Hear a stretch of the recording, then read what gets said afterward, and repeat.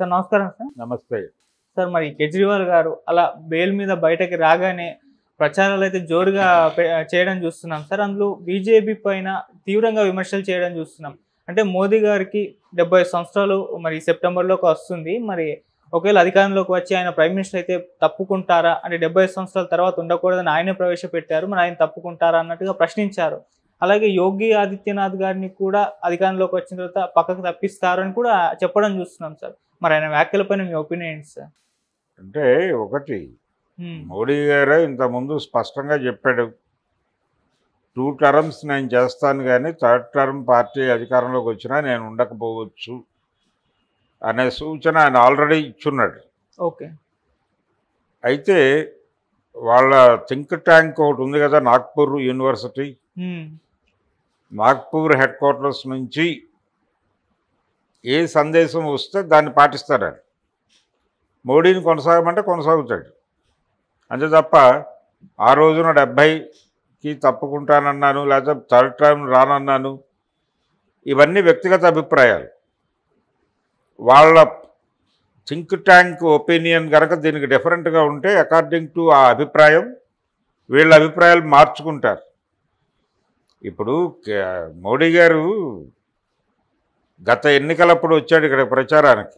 ఆంధ్రప్రదేశ్ పర్యటన, తెలంగాణ పర్యటన చేశాడు ఆయన. ఆ సందర్భంగా చంద్రబాబు నాయుడు గురించి ఏం మాట్లాడాడు ఆయన? చాలా స్పష్టంగా, చంద్రబాబు నాయుడు నాకంటే సీనియర్రు, ఆయన వెన్నుపోటు పొడవటంలో చాలా సీనియర్రు, పర్టికులర్గా ఎన్టీ రామారావు లాంటి నాయకుడికి వెన్నుపోటు పొడవటంలో నాకు సీనియర్రు. అలాగే ఆయన రకరకాల సెటైర్లు వేశాడు చంద్రబాబు మీద. కొత్త కొత్త కూటములు కట్టడంలో సీనియర్రు, ప్రతి ఎన్నికకి ఒక కొత్త కూటమితో వెళ్ళటంలో సీనియర్రు, ఆయన ఎప్పుడు ఏ పార్టీతో పొత్తు పెట్టుకుంటాడో తెలియని ఒక విచిత్ర పరిస్థితిని క్రియేట్ చేయడంలో సీనియర్రు అని చాలా జోకులు వేశాడు. మరి ఇన్ని జోకులు వేసి, రెండోది ఆయన చాలా స్పష్టంగా చెప్పిన మాట ఏంటంటే, గత ఎన్నికల్లో చంద్రబాబు నాయుడు ఆంధ్రప్రదేశ్ ఏర్పాటు చేసిన తర్వాత, ఆంధ్రప్రదేశ్ ఏర్పడిన తర్వాత వచ్చినటువంటి మొదటి ప్రభుత్వానికి నాయకత్వం వహించిన నాయకుడిగా ఆంధ్ర ప్రాంత ప్రజల కలల్ని చిదిమేశాడు అన్నాడు ఆయన చాలా స్పష్టంగా. ఆంధ్ర ప్రజల కలల్ని చిదిమేసిన చంద్రబాబు అన్న మోడీ ఇప్పుడు చంద్రబాబు విజనరీ అని మాట్లాడితే ఎట్లా కుదురుతుంది? ఏమైపోయినాయి పాత అభిప్రాయాలు? అప్పుడు చెప్పిన అభిప్రాయాలుగా వెన్నుపోటు పోవడంలో సీనియర్ అని. ఇప్పుడు ఏమైపోయినాయి? ఇప్పుడు ఎందుకు మాట్లాడ్డా ఆ మాటలు? మోడీ గురించి చంద్రబాబు అడ్డదిడ్డంగా మాట్లాడాడుగా, అవన్నీ ఇప్పుడు వీళ్ళు వేదికల మీద కూర్చొని మాట్లాడుకుంటే, మోడీ చంద్రబాబులు ఇద్దరి మీద సెటైర్లు వేసిన పవన్ కళ్యాణ్ ఇప్పుడు వెళుతూనే ఉన్నాడు కదా. అందుకని అభిప్రాయాలు, పరిస్థితులకు అనుగుణమైనటువంటి అభిప్రాయాలు మాత్రమే రాజకీయాలు మాట్లాడతాయి. ఓకే. నిబద్ధత, నిలకడ ఉండదు. ఇప్పుడు అభిప్రాయాలు చెప్పే వాళ్ళకి, రాజకీయాలు మీద మాట్లాడేటువంటి వ్యాఖ్యానం చేసే వాళ్ళకి ఒక సైద్ధాంతిక నేపథ్యం ఉండొచ్చు. ఆ ప్రాతిపదికలో నుంచి వాళ్ళు ఆ దృక్పథంలో నుంచి మాట్లాడవచ్చు. కానీ యాక్టివ్ పాలిటిక్స్లో ఉన్నవాడు, యాక్టివ్ పొలిటీషియన్గా ఉన్నవాడు స్ట్రైట్గా ఒకటే మాట్లాడతాడు చివరి వరకు అనుకోవడం తప్పు. అది అత్యాశే అవుతుంది. ఎందుకంటే వ్యూహం, ఎత్తుగడలు అని 2 ఉంటాయి రాజకీయాల్లో. అధికారంలోకి రావడం వ్యూహం అనుకున్నప్పుడు దానికి ఎటువంటి ఎత్తుగడలు వేయాలి అనేది ఒక ప్రోగ్రామ్ డిజైన్ అవుతుంది. దాంట్లో వాడు నిన్నటిదాకా తిట్టినోడితో కలవచ్చు, నిన్నటిదాకా కలిసి ఉన్నవాడిని తిట్టాల్సి రావచ్చు, ఏదైనా జరగచ్చు. దీన్ని అర్థం చేసుకోవడానికి ప్రజలు కూడా సిద్ధపడిపోయిన తర్వాత వీళ్ళు సిగ్గుగా మాట్లాడుతున్నారు. కాకపోతే సోషల్ మీడియాలో ఆ పాతది, ఆ రోజులా మాట్లాడాడు, ఈ రోజులా మాట్లాడాడు, ఇవన్నీ కలిపి ఒక వీడియో చేసి సర్క్యులేషన్లో పెడుతున్నారు. జనాలు కూడా ఎంటర్టైన్ అవుతున్నారు. చాలా పెద్ద విజయం సాధిస్తున్నాయి ఆ వీడియోలు. చాలా ఎక్కువ వ్యూవర్స్ని ఆకట్టుకోగలుగుతున్నాయి. ఇదంతా ఒక గొడవ, అంతవరకే. ఒపీనియన్స్ మార్చుకోకపోతే పొలిటీషియన్ కానేరడు అని గురజాడ అప్పారావు గారు కన్యాశుల్కంలో రాశాడు. ఒపీనియన్స్ మార్చుకోని వాడు పొలిటీషియన్ కానేరడు అని. అందుకని మోడీ గారు ఆ 70 ఏళ్ల అభిప్రాయం కూడా వీడ్చి అవతల వాడేస్తాడు. ఏది అక్కడి నుంచి వాళ్ళ నాగ్పూర్ క్యాంప్ నుంచి కనుక సీల్డ్ కవర్లో నువ్వే ఇంకో 10 ఏళ్ళు చంపేయాలి దేశాన్ని అంటే చంపేస్తాడు. నో ఆల్టర్నేటివ్ లేదు. నువ్వు ఇమ్మీడియట్గా ఎన్నికలు ముగిసిన మరుక్షణం క్యాబినెట్ మీటింగ్ జరుగుతుంది.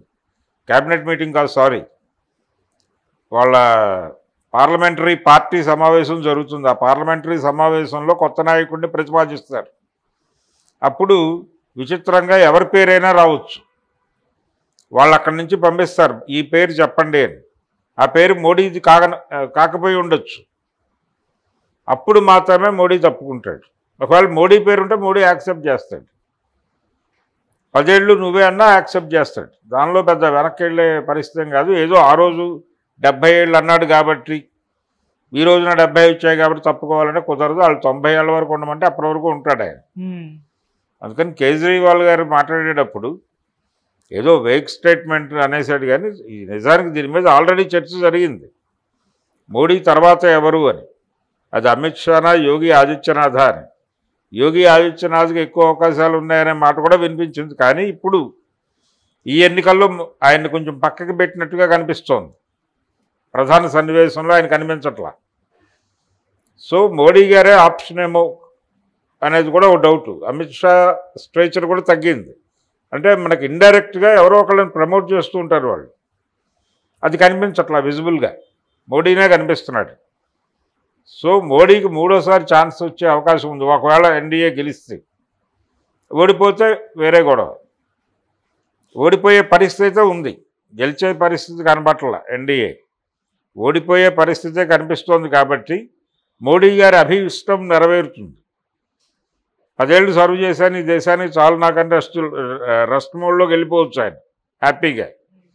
ఆ అవకాశం ప్రజలు కల్పించడానికి సిద్ధంగా ఉన్నారు కూడా. సో ఇప్పుడు కేజ్రీవాల్ అన్నా మరొకళ్ళన్నా, కేజ్రీవాల్ కూడా నిజానికి ఆ మాట అనకుండా ఉండాల్సింది.